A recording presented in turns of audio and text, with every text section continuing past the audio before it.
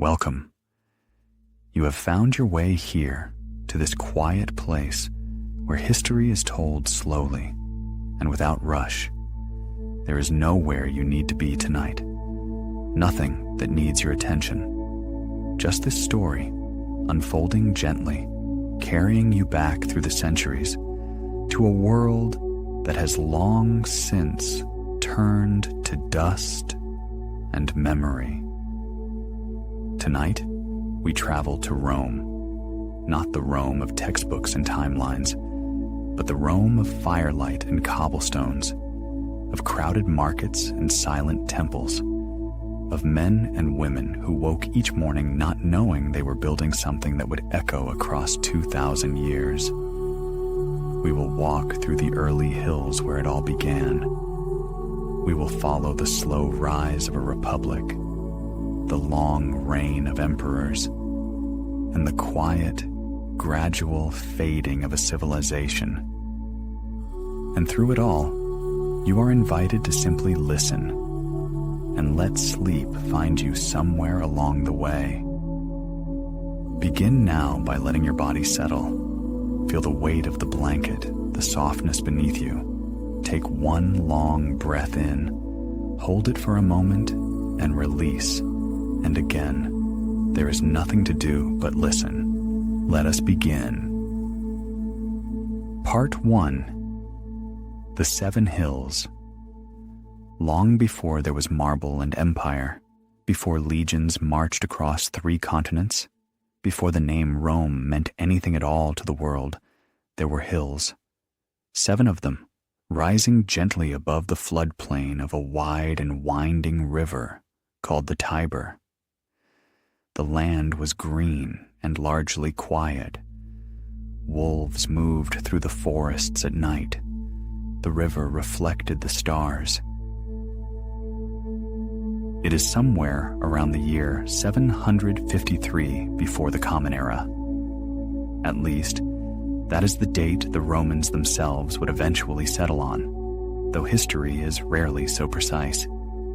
The hills were already home to small clusters of people, farmers and shepherds mostly, living in simple wooden huts with thatched roofs, tending animals, planting grain in the flat land near the river. They spoke an early form of Latin, a language that would one day give rise to Italian, French, Spanish, Portuguese, and Romanian, a language whose descendants are spoken by hundreds of millions of people still alive today. The founding of Rome, in the Roman tradition, was never a simple story. It was a story layered with legend and myth, told and retold until the line between history and imagination had long since blurred. There were 2 brothers. Their names were Romulus and Remus. They were twins, born to a woman named Rhea Silvia, who claimed the god Mars as their father. Their great uncle, a king named Amulius, feared what the boys might one day become. And so he ordered them cast into the Tiber to drown. But the river did not take them. The basket carrying the infants came to rest on the muddy bank at the foot of a hill called the Palatine, and there, in the shade of a fig tree that the Romans would later call the Ficus ruminalis, a she-wolf found them. Rather than harm them, she nursed them. A woodpecker, sacred to Mars, kept watch nearby. Eventually, a shepherd named Faustulus discovered the boys and brought them home to his wife. They grew up strong and wild and full of purpose. When they were grown, the brothers set out to build a city on those 7 hills, but they could not agree on which hill to build it upon. Remus chose the Aventine. Romulus chose the Palatine. They watched the sky for omens, for the flight of birds that might tell them which brother the gods favored. Romulus saw 12 vultures. Remus saw only 6. Romulus had 1. He began to mark out the boundary of his new city with a plow, cutting a furrow in the earth to mark the sacred line that could not be crossed. Remus, it is said, mocked his brother. He leapt over the low wall just to show it could be done. In a moment of rage, Romulus struck him down. The first death in the history of Rome was the murder of its founder's own twin brother. It is a troubling beginning. The Romans knew this, but they kept the story. Perhaps because they recognized in it something true about the nature of power, that it is rarely clean, rarely kind, that cities are built not just from vision and labor, but from violence and grief. Or perhaps simply because they loved a good story, even an uncomfortable one. Romulus became the first king of Rome. He gathered people to his new city by offering asylum, a place of refuge for the displaced and the desperate, the runaway slaves, the outlaws, the men without land. Rome grew quickly, as places of refuge often do, but it needed women. The Romans solved this problem with characteristic directness. They invited the neighboring Sabine people to a festival, and in the middle of the celebrations, the Roman men seized the Sabine women and carried them away as wives. The Sabines came to take them back. There was fighting, and then something surprising happened. The Sabine women, who had by then made lives among the Romans, stepped between the two armies and begged them to stop. Their fathers on one side, their husbands on the other. Eventually, the two peoples merged. Rome absorbed them, as it would absorb so many others over the centuries that followed. Romulus ruled for 37 years, and then one day, during a review of his army on the Campus Martius, a storm came. The clouds covered the sun, thunder rolled, and when the sky cleared, Romulus was gone. The Romans said the gods had taken him up, that he had become the god Quirinus. Some whispered that the senators had killed him, had torn him apart in the darkness of the storm, each taking a piece of his body under his cloak so that no trace remained. History does not tell us which version is true, but it tells us both and lets us sit with the uncertainty. Part 2. The Age of Kings. After Romulus came 6 more kings. Their stories are half myth, half memory, told to us through writers who lived centuries after the events they described. But in those stories, we can glimpse the shape of early Rome, the slow accumulation of customs and laws and institutions that would eventually make it something remarkable. The second king was Numa Pompilius, a man said to be so wise and so pious that the gods themselves advised him. He was the great organizer of Roman religion, the man who gave the Romans their calendar, their priestly orders, their sacred rituals. He built a temple to Janus, the two-faced god of beginnings and endings, of doors and transitions. The doors of that temple were kept open in times of war and closed only in times of peace. In the centuries of Roman history that followed, those doors would be closed only a handful of times. The city grew. It fought its neighbors and absorbed them. It built walls and roads and bridges. It developed the beginnings of law. The 6th king, Servius Tullius, divided the Roman people into classes based on wealth, created the census, built great walls around the city, and ruled for many years with what the Romans considered remarkable wisdom and justice. And then came the 7th king, the one whose shadow fell over everything that came after. His name was Lucius Tarquinius Superbus, Tarquin the Proud. He took power by killing his father-in-law, the gentle Servius, and he ruled not with wisdom, but with fear. He ignored the Senate. He murdered those who opposed him. He did not consult the people. He ruled as a tyrant in the most literal sense of the word, and his son was worse. His son raped a noblewoman named Lucretia. She told her father and her husband what had been done to her, and then she took her own life. Her death became the spark that lit a fire that had been smoldering for years. A man named Lucius Junius Brutus, a relative of the royal family, took the body of Lucretia to the Forum and showed the Roman people what the sons of their king had done. The city rose up. Tarquin and his sons were driven into exile. And Rome decided in that moment that it would never again be ruled by a single man with absolute power. It was the year 509 before the Common Era. The Roman Republic had begun. Part 3. The Republic. The Romans replaced their kings with 2 consuls, elected each year, each with the power to veto the other.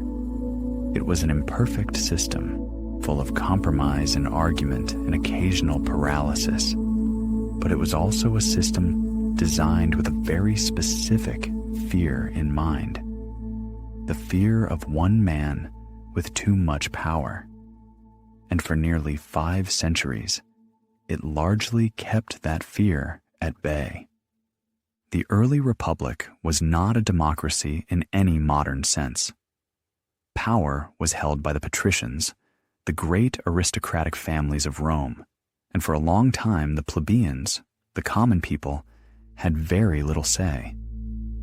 But the plebeians were not passive. They organized. They threatened to leave the city entirely, to walk away and build their own community, leaving the patricians to run Rome without anyone to fill its armies and work its fields. This threat, which they carried out more than once in what the Romans called the conflict of the orders, eventually won them real gains. New offices were created, new laws were written, and slowly, unevenly, across roughly 2 centuries, the Roman political system opened up to include more of its people. The Romans also began to expand, slowly at first, absorbing neighboring towns and tribes through a mixture of war and alliance. They developed a remarkable approach to conquest. Rather than simply subjugating the peoples they defeated, Rome often offered them something: alliance, trade, sometimes citizenship, extended in stages over generations.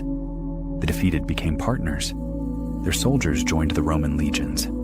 Their leaders eventually joined the Roman Senate. It was an approach to empire that was unusual for the ancient world, and it helps explain how a city on 7 hills eventually came to rule the known world. There were catastrophes along the way. In 390 before the Common Era, a people from the north called the Gauls swept down into Italy and sacked Rome. They burned much of the city. They occupied it for months. The Romans paid a ransom in gold to make them leave, and according to legend, when the Romans complained that the scales were rigged, the Gallic chieftain Brennus threw his sword onto the scale and said simply, "Woe to the vanquished. Rome rebuilt. It always rebuilt." The Punic Wars were perhaps the greatest test the Republic ever faced. 3 long conflicts against the powerful city of Carthage, spread across more than a century, from 264 to 146 before the Common Era. Carthage, on the northern coast of Africa, was Rome's equal in wealth and ambition. And for a time, it seemed possible that Carthage rather than Rome, would become the great power of the Mediterranean. The second of these wars brought to Italy a man whose name would become synonymous with the very idea of a dangerous enemy. Hannibal Barca, the Carthaginian general, led his army across southern Spain, through the south of France, and over the Alps, with elephants, into the heart of Italy. It is still one of the most audacious military maneuvers in all of history. He spent 15 years in Italy, winning battle after battle, including the catastrophic Roman defeat at Cannae in 216 before the Common Era, where somewhere between 50 and 70,000 Roman soldiers died in a single afternoon. And yet, Rome did not collapse. The Italian allies, for the most part, did not abandon the Republic. The city held its nerve. A general named Scipio eventually took the war to Africa, forcing Hannibal to abandon Italy. The two great generals met at the Battle of Zama. Rome won. Carthage surrendered. And in 146 before the Common Era, after the third and final war, Rome destroyed Carthage entirely. The city was burned. Its people were killed or enslaved. The Romans plowed salt into the earth, or so the later legend holds. The great rival was gone. But the Punic Wars had changed Rome. The long years of war had disrupted the small farms of Italy. Many soldiers came home to find their land had been swallowed by the great estates of wealthy landowners, worked by the slaves that war had brought in abundance. A class of landless poor grew in Rome, restless and angry. The Senate grew richer and more corrupt. The Republic, without quite knowing it, had begun the long journey toward its own undoing. Part 4. The Fall of the Republic. In the final century before the Common Era, Rome tore itself apart. It did so slowly, with a great deal of noise and blood, through a series of crises that each seemed survivable on its own, but which together hollowed out the institutions that held the Republic together. Two brothers named Tiberius and Gaius Gracchus attempted reforms that would redistribute land to the poor. Both were killed by their political enemies. A general named Sulla marched his army on Rome itself, something that had never been done before, seizing power by force and making himself dictator. He retired eventually, as dictators almost never do. But the precedent was set. The army, it turned out, was loyal to its general, not to the Senate. And any man who could command that loyalty could command Rome. Julius Caesar understood this better than anyone. He came from an old, but not particularly powerful family, and he spent his early career accumulating influence through charm, debt, and political maneuvering that bordered on the miraculous. He allied himself with a wealthy man named Crassus and a brilliant general named Pompey, and together, the three of them dominated Roman politics for years. But it was Caesar's military command in Gaul, the long 10-year campaign that brought modern France, Belgium, and parts of Germany under Roman control, that made him truly formidable. When the Senate ordered him to give up his command and return to Rome as a private citizen, Caesar made his choice. He crossed the Rubicon, the small river that marked the boundary of his permitted command, with his army behind him. It was illegal. It was an act of war against the Republic itself. And from that moment, there was no going back. The civil war that followed was relatively swift. Pompey fled to Greece and then to Egypt, where he was murdered on the shore by a king who hoped to please Caesar. Caesar was appalled. He wept, or so we are told, at the death of his old ally and son-in-law. He wrapped the severed head and gave it a proper burial. Caesar became dictator of Rome. He ruled for only 4 years, but he moved quickly. He reformed the calendar, the one we still use today in modified form, the Julian calendar from which our own is descended. He extended citizenship. He launched building projects. He was planning an enormous campaign against Parthia. He was brilliant and energetic and completely unable to pretend that the Republic still meant what it once had. He accepted honors that no Roman was supposed to accept. He sat when the Senate approached him, rather than standing.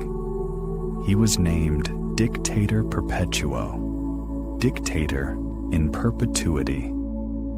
On the Ides of March, the 15th of March, in the year 44 before the Common Era, a group of senators, including his close friend and protege, Marcus Junius Brutus, gathered around Caesar at a meeting of the Senate in the theater of Pompey. One of them grabbed his toga.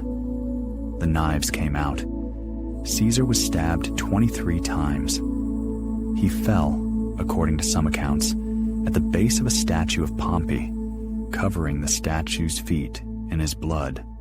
The conspirators had thought that killing Caesar would restore the Republic. Instead, it only deepened the chaos. Another round of civil wars followed. Caesar's adopted son, Octavian, his great-nephew and heir, eventually emerged victorious. He defeated Mark Antony and Cleopatra at the Battle of Actium in 31 before the Common Era. He returned to Rome, and there, with great care and deliberate patience, he dismantled the Republic while keeping all of its forms in place. He kept the Senate. He kept the elections. He kept the old titles and offices. He simply made sure that all real power rested, in one way or another, with him. He called himself not king, not dictator, but princeps, first citizen. He accepted the title Augustus from the Senate, a word meaning something like the revered, the sacred. The Romans had lost their republic, but they told themselves they had not, and perhaps that made it easier to bear. Part 5. The Empire. The reign of Augustus lasted 44 years, from 27 before the Common Era to 14 of the Common Era. They were, by the standards of what had come before, remarkably peaceful. The borders of the empire were secured, trade flowed, the city of Rome was transformed. Augustus claimed to have found Rome a city of brick and left it a city of marble. The great poets of the age, Virgil, Horace, Ovid, flourished under his patronage. The Pax Romana, the Roman peace, had begun. After Augustus came a long line of emperors, some brilliant, some mediocre, some catastrophically bad. Tiberius, his stepson and successor, retreated to the island of Capri and ruled through fear from a distance. Caligula, who followed, was either genuinely unstable or deeply cynical, or perhaps both. The sources do not make it easy to tell. He was assassinated by his own Praetorian Guard after less than 4 years. Claudius, his uncle, a man who had survived the murderous politics of the imperial court, partly by being underestimated, turned out to be a capable administrator. Under his reign, Britain was added to the empire. Then came Nero, golden-haired and theatrical, talented and vain, who began with apparent promise and ended in catastrophe. He killed his own mother. He kicked his pregnant wife to death.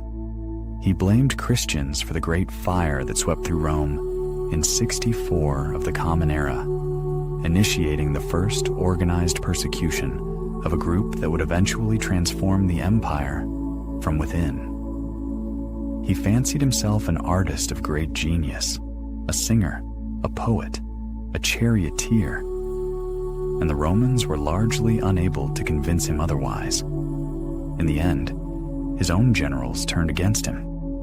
He fled Rome and killed himself, reportedly saying, "What an artist the world loses in me." The year that followed Nero's death, 69 of the Common Era became known as the Year of the Four Emperors. 4 men seized the throne in the space of 12 months, the empire lurching from one crisis to the next, held together largely by the inertia of its institutions. Eventually, a general named Vespasian prevailed, and with him came the Flavian dynasty and a period of relative stability. The emperors known as the 5 good emperors, Nerva, Trajan, Hadrian, Antoninus Pius, and Marcus Aurelius, ruled from 96 to 180 of the Common Era, and the historian Edward Gibbon, writing in the 18th century, called this period the time in which the condition of the human race was most happy and prosperous. It is a claim we might debate, but it is true that the empire in this period was enormous, wealthy, and for the most part, at peace with itself.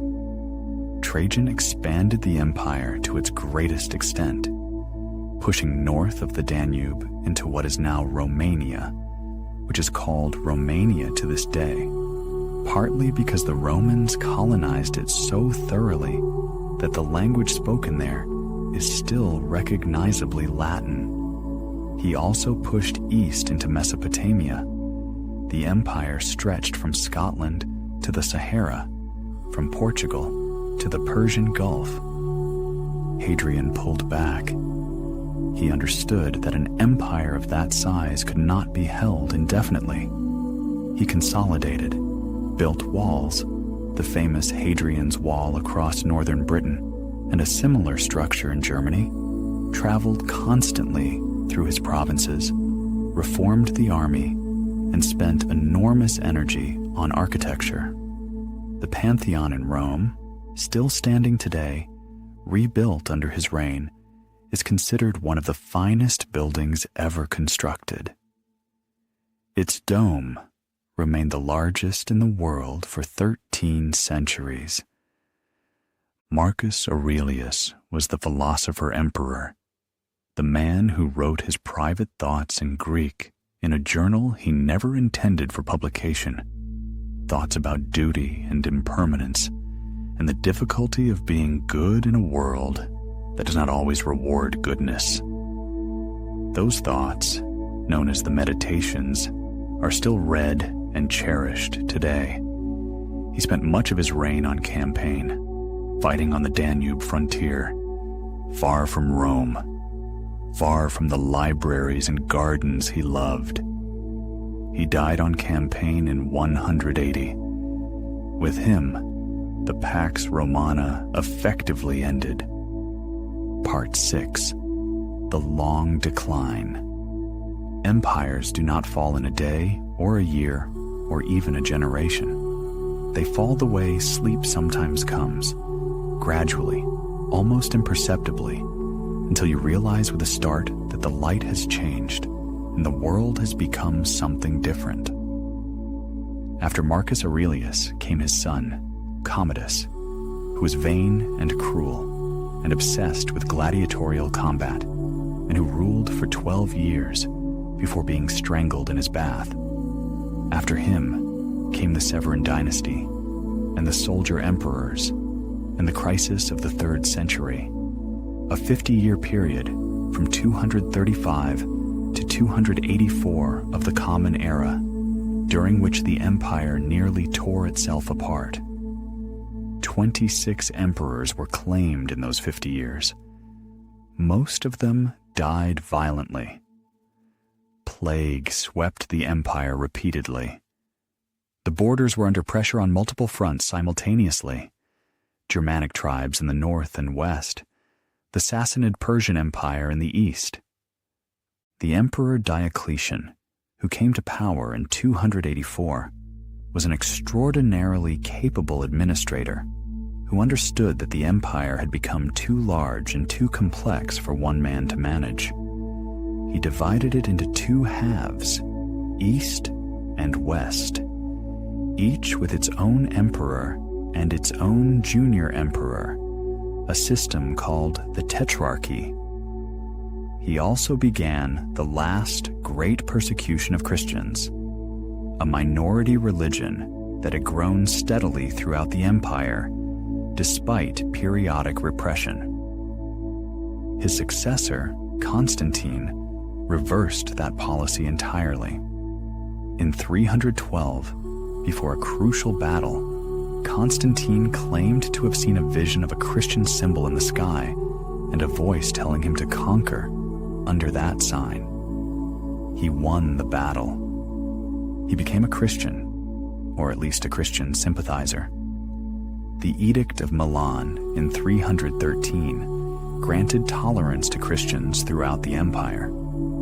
Christianity, which had been a persecuted minority faith, began its transformation into the official religion of Rome. It is one of the most consequential religious shifts in the history of the world. Constantine also founded a new city in the east on the site of the old Greek colony of Byzantium, on the narrow strait between Europe and Asia. He called it Constantinople, the city of Constantine, the city we now call Istanbul. It would become the capital of the eastern half of the empire and would endure for more than 1,000 years after the western half had fallen. The Western Empire continued its slow unraveling. The Huns, a nomadic people from the eastern steppes, swept into Europe in the late 4th century, pushing Germanic peoples ahead of them like a great wave. The Visigoths, fleeing the Huns, asked permission to cross the Danube into Roman territory. The Romans agreed, but treated them badly, cheating and exploiting them. The Visigoths rose up. At the Battle of Adrianople in 378, a Roman army was defeated and the Emperor Valens was killed, the first Roman emperor ever to die at the hands of a foreign enemy on Roman soil. It was a moment that shook the empire to its foundations.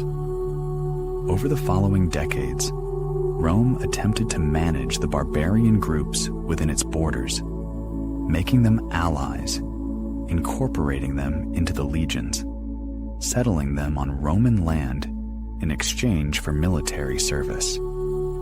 It was a pragmatic solution to an overwhelming problem, but it also meant that the army that defended Rome was increasingly composed of men who did not consider themselves Romans, who owed their loyalty to their commanders rather than to the empire. In 410, the Visigoth king Alaric sacked Rome. It was the first time the city had been taken by a foreign enemy in 800 years. The shock was enormous. The Christian writer Jerome, who was in Bethlehem when he heard the news, wrote, "The city, which had taken the whole world, was itself taken." Even those who had never seen Rome, who lived in the farthest provinces of the empire, felt the tremor of that event. The Western Empire had perhaps 66 years left. Part 7. The End of an Age. The last decades of the Western Roman Empire are not a story of sudden catastrophe. They are quieter than that, and in some ways more melancholy. The emperors became increasingly irrelevant, puppets in the hands of powerful military commanders, many of them of barbarian origin. The real power lay with men like the general Aetius, called the last of the Romans, who spent decades holding the western frontiers together through military skill and political maneuvering. It was Aetius who faced Attila the Hun. Attila, who called himself the Scourge of God, led his forces across the Rhine into Gaul in 451. At the Battle of the Catalonian Plains, Aetius and his Visigoth allies stopped Attila. One of the rare battles in history where the outcome genuinely changed the course of Western civilization. Attila invaded Italy the following year, but turned back, persuaded by famine, plague, and a famous meeting with Pope Leo I, who rode out to meet the Hun king and, according to legend, convinced him to spare Rome. The reality was probably more mundane, but Leo rode back to Rome, and Attila rode away. Attila died in 453, the night after his wedding, of a nosebleed, or perhaps from drink. His great confederation collapsed almost immediately without him.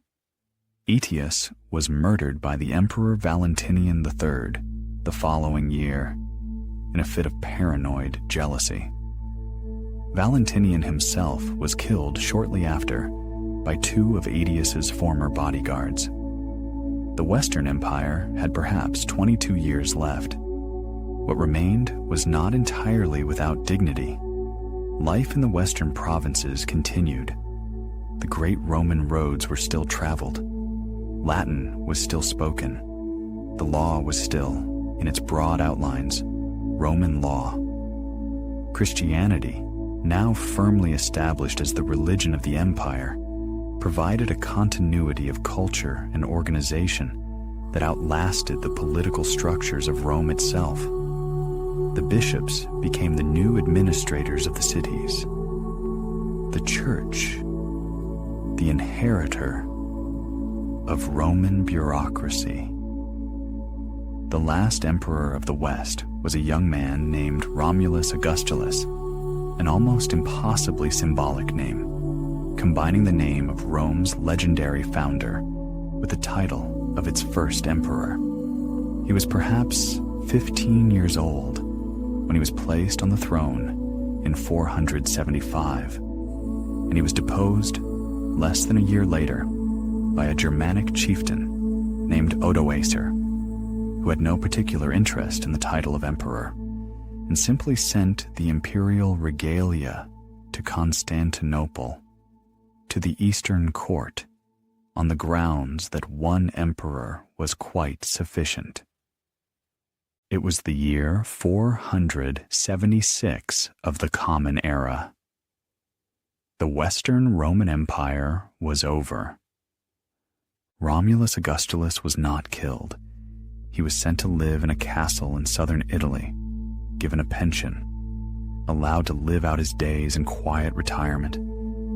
The last Roman emperor died not in battle, not at the hands of assassins, but in comfortable, unheroic exile, an old man eventually, in a world that had moved on without him. Part 8. What remained? But Rome did not vanish. The Eastern Empire, with its capital at Constantinople, continued for nearly 1,000 more years, until 1453, when Ottoman forces finally breached the Great Walls that had protected it for so long. The Byzantines, as we call them, though they called themselves Romans, kept Roman law, Roman culture, Roman Christianity alive through the medieval centuries. From them, it passed back into the West, feeding the Renaissance, the rediscovery of classical learning that would reshape European civilization. The Catholic Church, heir to the late Roman Empire in ways both spiritual and administrative, kept Latin alive as the language of learning for 1,000 years. The laws that govern modern Italy, France, Spain, Portugal, Romania, and many other countries still bear the deep imprint of Roman jurisprudence. The words you are hearing right now, in English, are filled with Latin. words like history, empire, senate, republic, justice, religion, nature, language, and thousands more, all descended from the tongue of a city on 7 hills. The roads the Romans built, some of them, are still there, buried under or running alongside the motorways of modern Europe. The aqueducts that carried water to Roman cities still stand in Spain, in France, in Turkey. The Pantheon in Rome, built under Hadrian, is still intact, still visited by thousands of people every day. Its great unreinforced concrete dome, a silent testimony to what human ingenuity and patience can achieve. And Rome itself, the eternal city, never stopped. It was never abandoned. The population fell dramatically after the fall of the Western Empire, from perhaps 1 million people at the height of the empire to perhaps 30,000 in the early medieval period, a ghost of its former self, people living in the shadows of buildings they could no longer maintain, grazing cattle in the ruins of the Forum. But people were still there. They went on. They built churches from the stones of temples. They remembered, imperfectly, what the city had been. So we come to the end of our journey through the long life of Rome, from the 7 hills, where a she-wolf nursed 2 abandoned infants in the pale light of a distant morning, through the turbulent centuries of republic and empire, through the age of conquest and philosophy and civil war and plague, to that quiet autumn afternoon when a young emperor handed over his insignia and walked away from the throne.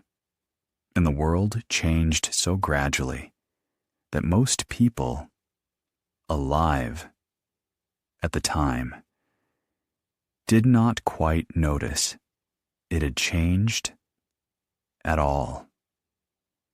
What remains of Rome is everywhere if you know how to look for it, in the words we speak, in the laws we live under, in the shape of our cities, our governments, our churches, in the very calendar we use to mark the passing of the days. We are, all of us, in some sense, the heirs of those people who built their city of brick on 7 hills above the Tiber, who dreamed of something lasting, and who, against all reasonable expectation, very nearly achieved it. The fire is low now. The night has deepened.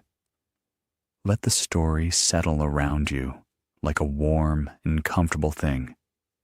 The centuries have passed. The legions have long since come home. The marble has worn smooth in the rain of 1,000 years. You are here, warm and safe, and the world is quiet. Let sleep come now. Rest well. Extended epilogue. For those still awake. Perhaps you are still here, still listening, not yet carried away by sleep. That is all right. Let us linger a little longer in the world of Rome, in the quieter corners of its long story, the places history books sometimes pass over too quickly. Think for a moment about what an ordinary day in Rome might have felt like at the height of the empire in the 2nd century. You rise before dawn, as most Romans do. The city has no streetlights, only the occasional torch or lamp carried by someone moving through the darkness. But already there is noise. The delivery carts that are banned from the city center during the day are rumbling over the paving stones, carrying grain and timber and marble and wine from the warehouses near the Tiber. The city never truly sleeps. Your apartment, if you are a common Roman, is in an insula, one of the tall tenement buildings that crowd the city. They can be 6, 7, even 8 stories high. The upper floors are cheaper and more dangerous. Fire is a constant threat, and the buildings are not always well built. Landlords in Rome are not so different from landlords in any era. The lower floors are more expensive, quieter, better. You are somewhere in the middle. Breakfast in Rome is a modest thing. A piece of bread, perhaps dipped in olive oil, or spread with honey or garum. The pungent fermented fish sauce that the Romans put on nearly everything, and that modern visitors to Rome, transported through time, would probably find overwhelming. A cup of pasca, water mixed with vinegar, the drink of soldiers and ordinary people. Or if you have money, a cup of wine, diluted with water as the Romans always drink it. To consume undiluted wine was considered the habit of barbarians. The city around you is enormous by the standards of the ancient world. Perhaps 1 million people in a space not much larger than a few modern city neighborhoods, packed densely, noisily, fragrant with the smell of cooking food and animals, and the river, and the 10,000 other smells of a city without modern sanitation. And yet, the Romans take great pride in their city. They have built aqueducts that bring clean water from the hills, feeding hundreds of public fountains and the great public baths where everyone, rich and poor alike, can bathe for a small coin, or sometimes for free.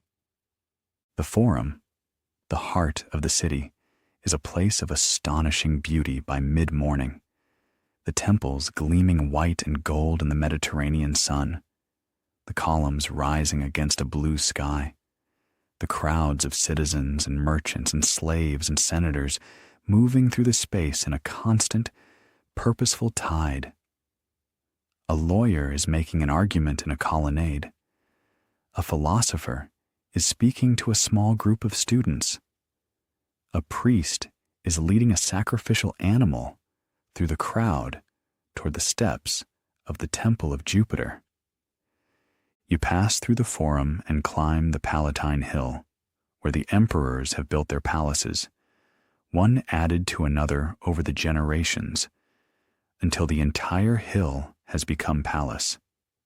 The word Palatine itself, giving us the word palace in almost every European language. From here, you can see the city spread out below you, the gleam of the Tiber, the hills rising on every side, the roads stretching out in every direction toward the ends of the known world. A city like no other that had ever existed. A city that would not be matched in size until the great cities of early modern Europe, more than 1,000 years later. Rome was not a simple thing. It was never a simple thing. It was all of these contradictions held together by law and language and military power and a remarkable human capacity for organization and an equally remarkable human capacity for brutality. To admire it is not to approve of everything it did. To mourn its passing is not to forget who paid the cost of building it. History is rarely comfortable, but it is always instructive. And perhaps that is one reason we return to it, late at night, in the quiet dark, when the day is done and the world has fallen still. There's something about the long view, the perspective of centuries, that helps the small anxieties of the present moment find their proper size. Rome rose and Rome fell, and the world went on. People woke in the mornings and made their bread and went about their lives and loved their children and told their stories and slowly, generation by generation, built something new from the stones of what had come before, as they always have, as they always will. Sleep now. The city is quiet. The stars are out over the 7 hills. The Tiber moves slowly through the dark, carrying its quiet cargo of centuries down to the sea. You are safe. You are here. Let go. Good night.